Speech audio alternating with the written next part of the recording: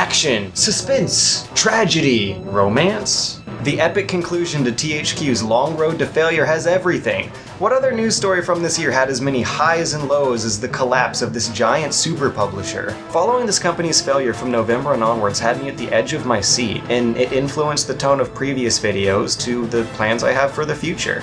And it was a real roller coaster ride, full of hope and sympathy one moment to frustration and regret the next. And it was actually kind of a bit of a mess. It might be a bit of a misconception to think that this story had one particular catalyst that caused this company to fall. It's not really fair to assume that this company's demise came as a result of one particular trend or event. It was more like a perfect storm of terrible trends and events. Bad decisions were made by many people from many levels, but it's important to understand the context within which these decisions were made.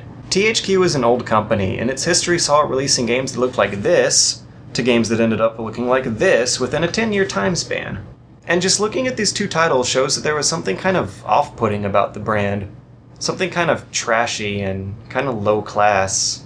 They also did dirt bikes and wrestling, and they did fairly well with those kinds of games until the past 5 years or so, but their inability to pick up the pace shows a shift in the industry that was beyond their control.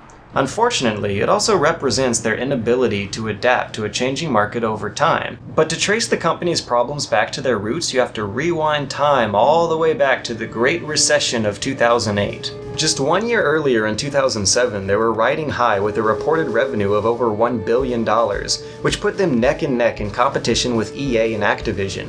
But in 2008, they saw a $35 million loss. For some reason, their forte, which was licensed kids games and white trash sports, wasn't doing as well as it had the year before. As free alternatives for kids games began cropping up online and on phones, THQ reacted with a wave of layoffs. They closed down Paradigm Entertainment, who were the guys who made Stuntman Ignition and Juice 2, hot import nights. They also closed Mass Media, Helix, Locomotive Games, and Sandblast Games, who were all producers of Pixar-licensed kids titles that were oftentimes developed for portables. According to their end-of-the-year report, they decided to put faith in a stronger, more hardcore lineup for 2009. But in 2009, sales continued to decline, and the price of THQ shares dropped by 86%. They continued to trim off developers who made licensed Pixar and Nickelodeon titles, and instead of closing down Heavy Iron and Incinerator Studios, they had the decency to let them go independent. But the guys who made Rise of Nations got sold to Curt Schilling's studio and got to work on Kingdoms of Amalur, which would turn into a failed plan a few years later. At the end of 2009, THQ reported a much bigger loss than last time. This time it was $191 million, and so it was that they laid off 600 workers. In 2010, THQ unveiled the U-Draw tablet, a product that no one asked for and no one wanted. At $70, it was considered overpriced, but thanks to a moderately successful lineup of licensed Wii Kids games for the accessory, it actually started out as a sleeper success. But only for a while. So Metro 2033 came out, and despite being a kick-ass game, it was a bit too rushed to have the polish needed to become the next big thing.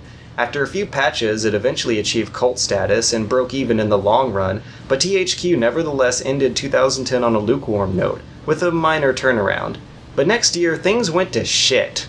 For some reason, THQ suddenly decided to push the U-Draw as hard as it could in 2011, and made new versions of the Drawy tablet for the other two consoles. It was overproduced, overpriced, undermarketed, and undersold.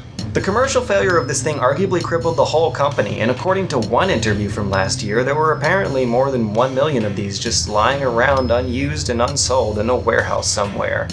THQ bet big on this thing, and while it kinda sorta broke even on the Wii with its younger and more casual audience, I still don't know how they expected to sell this toy on the other consoles. So they sold off their mobile studios to the Swedish, they changed the logo, and they also made Homefront. This game came out during the aftermath of the entire First World blowing their disposable income on Call of Duty Black Ops. And so, of course, it also came out in the middle of a very vocal and rousing backlash against Call of Duty Black Ops. Homefront seemed to evoke everything that was bad about Black Ops and didn't do much good to improve on it either. It didn't appeal to either the haters or the fans. But what's more important is that they needed to sell a staggering 2 million units of this game just to break even. Assuming that they made that estimate at a $60 price tag, then that means that this game would have had to earn back $120 million to the industry that made it. That number doesn't mean that that's how much this game costs to produce, but it does represent the overall industry effort of manufacturing, distribution, retail sales work, and especially marketing that went into this game. They built up a huge hype for it, and it turned out to be a big critical and commercial flop. I don't get it. THQ, much like the other 3 big publishers it was trying to compete with, had fostered this delusional idea that somehow spending millions of dollars on marketing for a bad game means that millions would be sold in retail. But holy shit, believe it or not, games are kinda a little bit expensive. People don't buy them with the same kind of subconscious casual whim that they buy junk food. Review scores, word of mouth, and the overall quality of a game is what's supposed to sell the product. Not the tasteless, backfiring PR stunts, or how many times you can squeeze a game commercial in between Cialis. The year ended on a more positive note after the release of Saints Row III, which sold over 4 million copies by the end of the year and effectively made good on one more unfortunately inflated budget. Even though the game was kind of a downgrade from the previous installment and raked in almost double the revenue, that didn't stop THQ from aggressively marketing an embarrassing overabundance of paid DLC trinkets. They started the whole DLC Season Pass thing with this game, which would charge customers another $20 on top of the $60 game. Perhaps this was more of a move of desperation than greed. THQ trimmed more licensed fat, letting Blue Tongue Studios go. They also began nixing their own franchises, and closed down the studios responsible for their long-running dirt biking series. And even though the Red Faction series went through a nice reboot a bit earlier, THQ decided to stop making those games after a disappointing sequel. Maybe it was also because the TV show was just too embarrassing to live with. Tell me about your family. I'm not much of a talker. THQ ended 2011 with the biggest loss ever, clocking in at a total of $239 million. Once again, company president Danny Bilson promised to step away from licensed kids games to focus on more core titles, which I guess are games that require more money and creativity to cook up. So in March of 2012, the Warhammer MMO got cancelled and 100 employees got laid off. In May, Danny Bilson stepped down in the middle of this perfect storm of failed projects. The company was screwed beyond repair, and the guy tasked with replacing him and picking up the pieces was the Naughty Dog founder, Jason Rubin. A month later, Rubin gave EA the rights to UFC. A month after that, the company's stock was so cheap that they had to do a reverse share split with shareholders to keep it from being delisted off the NASDAQ. What this basically means is that the shareholders had to all agree to reduce the total amount of THQ shares on the market to 1/10 of what was there before, thereby increasing the value of individual shares. Another over-budgeted 2 million marker game failed to break even, and this time it was Darksiders 2. The beginning of the end came in November when the company defaulted on a $50 million Wells Fargo loan, and with a total loss of up to $250 million, their stock price plummeted. THQ reacted by delaying games. The next batch of games would be delayed till April 2013, and Jack Rubin issued an optimistic statement about the delay, putting faith in the developers to use the time to polish those games to a mirror shine. Their second move was an unprecedented Humble Bundle sale, where THQ sold a huge pack of their own games at whatever price consumers were willing to name for them. It was crazy! You had a 7-pack of all these games with the over-budgeted budgets and the shiny, expensive graphics, and you could buy them for next to nothing! It was an unprecedented and controversial move and a total contradiction of the Humble Bundle's previous mission statement, but it was still a beautifully effective PR stunt. Suddenly, people saw this big evil corporation really bending over backwards to win over customers, and people actually became sympathetic for them. Just a few days later, they actually started giving away Metro for free. Raising funds to save THQ was suddenly considered a charitable cause. The biggest single purchaser of the bundle put down $11,050, and it was made by none other than the new company president, Jason Rubin.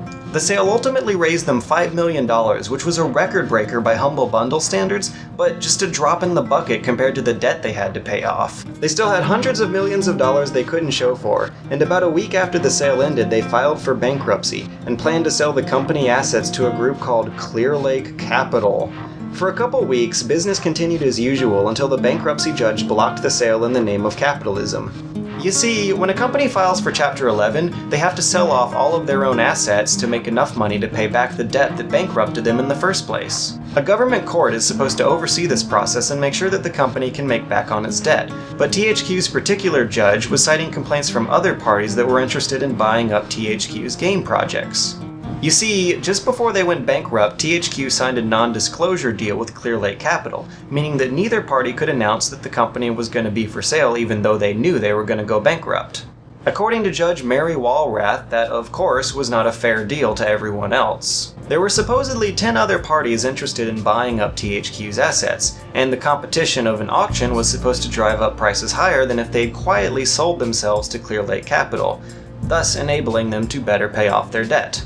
So just a couple weeks ago, the games they delayed in November got auctioned off to the highest bidder one by one. Company of Heroes got sent off to Sega, who might actually be a pretty good fit. They've done a pretty good job cultivating a similar brand under the Total War series. The Metro and Saints Row developers got sent off to Koch Media, who have dipped their fingers in all sorts of franchises ranging in quality from Dead Island to Prison Break.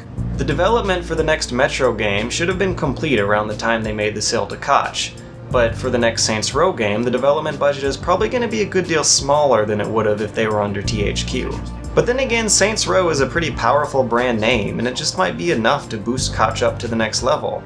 South Park went to Ubisoft and Wrestling got sold to Take-Two Interactive, and both of those publishers may actually have the budget to just continue business as normal. The Darksiders developers were sadly laid off, and despite the original studio house closing long ago, the almost poisonous Homefront IP has been sold to Crytek, who put some other laid-off staff at work in Austin. Strangely enough, no one wanted to buy Warhammer, and neither EA nor Warner Brothers were interested in buying any of THQ's leftovers at all. But the price that these franchises were being auctioned off for was dirt cheap, and the companies that bought them up now get to release a near-complete AAA game for a fraction of the cost. And that's some serious profit margin. What remains to be seen though is how well they can foster these brands for the future. What this failure represents overall though is that cheap licensed games aren't going to make it anymore. In the middle of 2011, THQ was repeatedly promising to back off on the licensed kids games, while at the same time trying really hard to push an accessory that almost exclusively supported licensed kids games. It's almost anachronistic, like they were doing business from 10 years ago. Focusing on developing and marketing single installments of kids franchises means that you have to compete with the free stuff found on Facebook and cell phones. But maybe the background of the former president explains it. Bilson was a transmedia mogul who had extensive experience working in the production of cross-media comic books and movies. Maybe that explains why they had such a hard time getting away from licenses. But at the same time, making a deal with WWE and UFC had to have been really expensive and binding as well. 10 years ago, EA was going the same route and almost exclusively produced crappy licensed movie games, but at some point around 2008, they started to work on their own core IPs that they could then safely milk to death over the next few years. While making a spirited attempt at the same process, THQ failed to fully make that transition. They also might have been a bit deluded to think that they could compete with EA in the first place. But that was just one problem in a sea of mismanagement problems. They got all mixed up in these long-lasting and expensive licenses that lost more and more value as this decade went on. But they also devalued their own properties, and lost a lot of potential by not taking another stab at Red Faction, or just spending more time polishing their wrestling and ATV games. But maybe it was inevitable. AAA games development these days is an incredibly risky venture, and you can't put as much money behind mediocre licensed shovelware as you could before. People caught on to that crap. It doesn't work anymore. THQ's failure is evidence of it. It's just a shame that a few more of their actually enjoyable games got mixed up in their management. Some great series were discontinued, and some others were sent to less worthy foster homes. I guess the best we can do is just hope that these survivors end up okay.